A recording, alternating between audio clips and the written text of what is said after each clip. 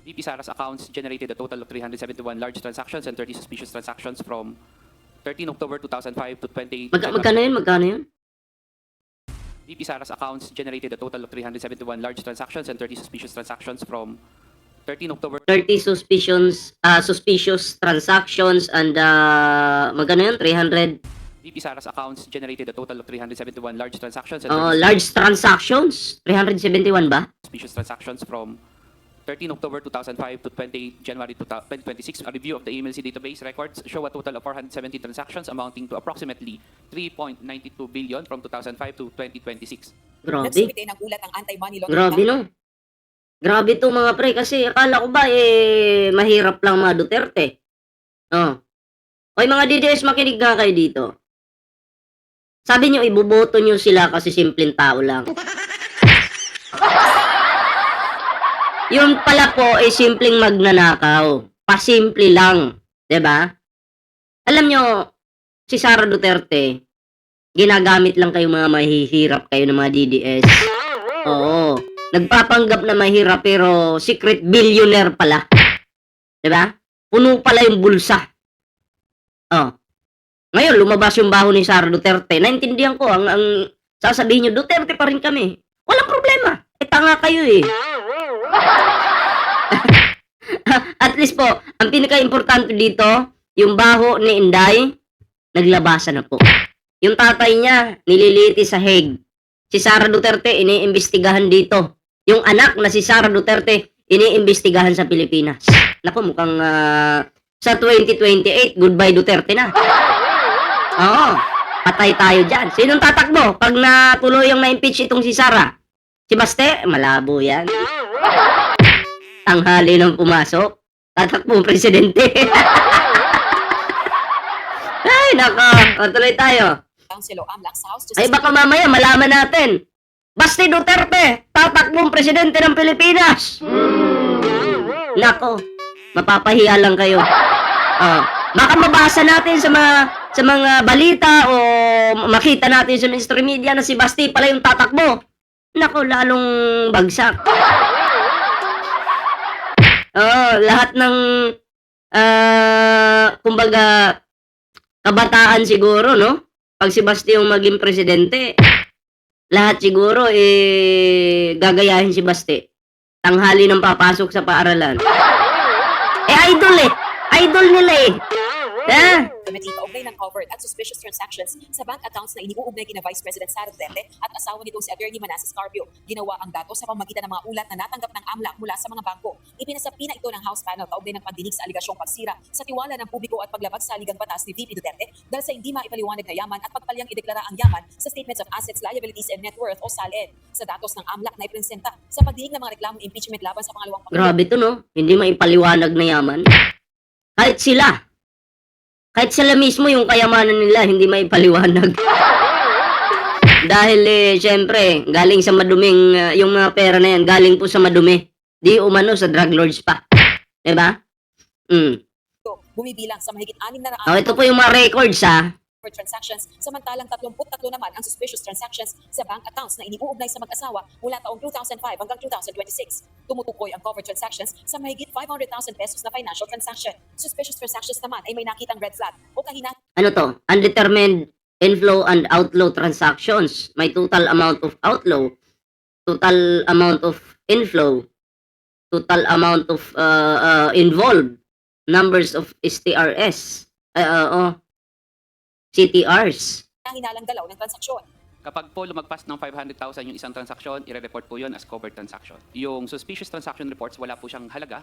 It can be below 500,000, maaari pong 10,000, 20, 30, 50. Maaari din pong sobrang laki na lumagpas din ng 500,000. Pero ang pinagkaiba po niya sa suspicious transaction, ang tinitingnan po natin or ng covered person or ng bangko na nagre-report, meron bang mga kahinahinala na mga transaction or galaw doon sa kanyang galaw nung kliyente niya. Sa transaction reports na iniuugnay sa bank accounts ni VP Duterte mula 2005 hanggang 2026, nagsimulang tumaas ang financial activities sa taong 2007 kung kailan naitala ang transaction value sa halagang mahigit 208 million pesos. Mula 2009 hanggang 2013 naman, naitala ang pagtingin ng Grabing pera to. Kala ko mahirap lang. movements kung saan umaabot sa mahigit 400 hanggang 704 million pesos ang halaga ng mga transaksyon. Nagsimula itong mag-moderate mula 2014 hanggang 2022 kung kailan pumalo sa pagitan ng 40 million hanggang 85 million pesos ang halaga ng transaksyon. Yung nadeklara nila sa salin nila, millions lang, wala pang 100 million. No? Pero yung nilalaman ng kanilang bangko, billions pala. Sus! Basta mga DDS talaga. Shoutout sa mga DDS daw to dyan ha. Bumaba pa ang financial transactions mula taong 2023 hanggang 2026 o mahigit 1 million hanggang 13 million pesos ang value. Ang transaction reports na ito, iba pa sa datos na nakalap ng AMLAC mula sa mga ulat kaugnay ng bank accounts na inuugnay naman kay Attorney Carpio, asawa ng Vice Presidente na may kabuuang 403 transactions na may tinatayang 3.12 billion pesos na halaga mula 2007 hanggang 2026. Tinutulan naman ng isang kongresista ang kilalang kaalyado ni VP Duterte ang paglalabas ng naturang ulat ng AMLAC nang wala umanong kautusan mula sa korte. Bagay na tinutulan ng kapwa nito mambabatas at iginiit na exempted sa bank secrecy law ang impeachment case. I would like to manifest. Isa pa yan si yung anak ni Marcoleta. Napakabobo talaga yun, eh. Palaging ano yan, eh. Palaging nasusupalpal dyan sa ano. Palaging napapahiya dyan sa kongreso. Diba? Oh, hindi mo na pinag-aralan yung kanyang sasabihin, no? Basta lang banat siya ng banat, no? Ay wala naman sa ayos. Oh, ayan, napapahiya, palaging supalpal. O, paano kasi yung kabubuhan ng tatay niya, namanan niya? To clarify for the record whether this committee Hindi, requires ito, nakakahiya po na meron tayong kongresistang ganyan. Bobo. Weak mag-isip. AMLC records without a court order. Under the Anti-Money Laundering Act of 2001, suspicious transaction reports and covert transaction reports are confidential and may only be disclosed upon order of a court. Yes, meron ho tayong Secrecy of Bank Deposits Law na sinasabing sikreto, confidential, yung mga bank deposits, pero hindi po naman yan absolute rule na wala na siyang exception. Ang exception dyan, isa sa mga exception na yung cases of impeachment. Samantala, pinuna rin ng mga kongresista ang kawalan ng deklarasyon ng cash on hand o bank deposits sa ilang SALENs ng Vice Presidente. Partikular na sa mga taong 2019, 2020, 2021 kung kailan Davao City Mayor pa ito. Gayun din nang mag-umpisa itong maging pangalawang pangulo mula taong 2022, 2023 at 2024. So sa madaling salita, yung kanya pong cash na dineclare was only from 2007 up to 2018. Tama po ba? Based on our received copies of the SALN, Your Honor, yun po yung lumalabas na years na meron po siyang declared cash on hand and bank deposits. At noong 2019 at 2024, kahit na 5 po, wala po siyang dineklara na cash at saka cash on hand. Tama po ba? Based on the submitted SALN, Your Honor, wala pong nakalagay na cash on hand or bank deposits. Kahit 5 po? Wala pong nakalagay, Your Honor. Hindi wow. Kahit sintimo. Wala. Hindi mo. Ano kay public servant kay? Kailangan maging makatotohanan ka sa taong bayan, no? Kailangan kung ano yung mga ari-arian mo, negosyo mo, nakalagay doon, 'di ba? Hindi ka pwedeng magsinungaling. Ilagay mo maging totoo ka sa pinaglilingkuran mo. Sino ba pinaglilingkuran mo? Taong bayan, Pilipinas, 'di ba? Dapat magpakatotoo ka. Kasi kung ganyan, hindi mo dinideklara yung totoo mong yaman, okay? Ano to eh? May tinatago ka. Sign of guilt to. Oh, anong guilt? Ballpoint, ma'am. Yung pagnanakaw. Ha? Guilty sa pagnanakaw, kaya hindi dineklara yung yaman nila. Kasi kung hindi ka takot, idideklara mo. Diba? Kung itatago mo sa taong bayan, ibig sabihin, nakaw to. Tinatago mo eh. Oh. Ha? Dahilan para ipagtaka ng ilang House Justice members ang milyong-milyong pisong halaga ng transaksyon sa bank accounts ng Vice Presidente mula 2019 hanggang 2024. At makikita po natin dito na kahit mag-usap po tayo sa total transactions, mag-usap po tayo sa total inflows, kahit mag-usap po tayo doon sa total investment activities ng ating pong pangalawang Pangulo on her transactions, hindi ho magbabangga doon po sa kabuuan ng kanya pong net worth at 88 million at doon po sa mas maliit pa nga na mga net worth in a previous reporting. At ang nakakapagtaka po, Madam Chair, para yatang hindi nagtutugma yung kwento sa kwenta. Dahil sa SALN kanina na binabanggit po ng ating kasamahan na si Congressman Terry Redon, may mga sinabi na wala na may cash on hand. Kaso lang, base sa pasok at labas ng pera, mas malaki po yung nai-report ng AMLAC at ng mga bangko sa AMLAC kaysa sa doon sa lumalabas sa SALN. Para sa isang House Assistant Minority Leader, sapat na ang mga ebidensyang ito para umusad ang proseso ng impeachment laban kay VP Duterte. Titibay na ebidensya. Liwanag ni VP Sara yan. At hindi lang po sa komite, kundi sa taong bayan kung saan ang galing ang bilyong-bilyong pesong ito. Siyempre, karapatan ni Vice Presidente na ipaliwanag sa committee to, o kaya kung gusto naman niya, hintayin niyang umabot sa Senado kung maaabot doon at doon niya ipaliwanag. Pero ganun pa man, ang ebidensyang ito ay may tuturing na smoking gun o matibay na basehan para masabi na may probable cause para iangat ang kaso. Gaya sa mga naunang pagdinig, walang Vice Presidente humanap sa House Justice Committee. Upuan niya, ayan o. Walang busy. Busy sa pagtatago. Busy pa yun sa pagtatago. Yeah? Kailangan mong ipaliwanag yun sa taong bayan. Ngayon, kung ang depensa ng mga kapwa mo, yung mga supporter mo na, ay, karapatan naman ni Sara Duterte na na hindi magpaliwanag. Di sige, mas mapapabilis yan. Pag hindi ka nagpaliwanag, mas mapapabilis na ito'y umakyat dyan sa Senado. Ngayon, pagdating sa Senado, papatawag ka dyan, mapipilitan kang pumunta. Pupunta ka pa rin. Wala rin magagawa yung mga kakampi mo Sara Duterte kasi malinaw to na ebidensya. Hindi ka pwedeng maggawa ng palusot dito. No? Mapapahiya ka dito. Sa House Justice Committee, Rosa Licoz, UNTV News and Rescue. Diba? So, yun. Kayo, anong reaction dito mga pre? Comment down below para naman po mabasa natin yung inyong kanya-kanyang reaksyon at komento. At ngayon mga pre, no, pag-usapan naman po natin itong si former House Speaker Martin Romualdez at Sara Duterte kasi malaki po yung kaibahan nila. Diba? Kasi si former House Speaker Martin Romualdez mga pre ay sumusunod po sa batas.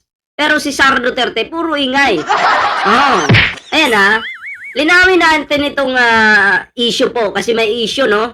Linawin po natin itong issue sa travel clearance ni Martin Romualdez dahil masyado na namang maraming nagmamarunong at nagpapakalat ng maling kwento. Diba? Ang pagbiyahe ni Martin Romualdez papuntang Singapore ay hindi lihim. Okay? Hindi po lihim yan. Sinabi po yan sa publiko. Hindi minadali. Diba? At lalong hindi po ito pagtakas.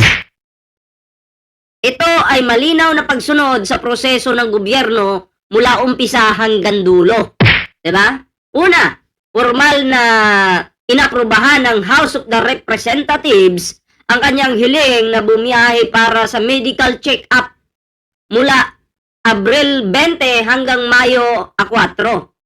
2026 po yan. Ulitin ko po. Inaprubahan ng Kamara.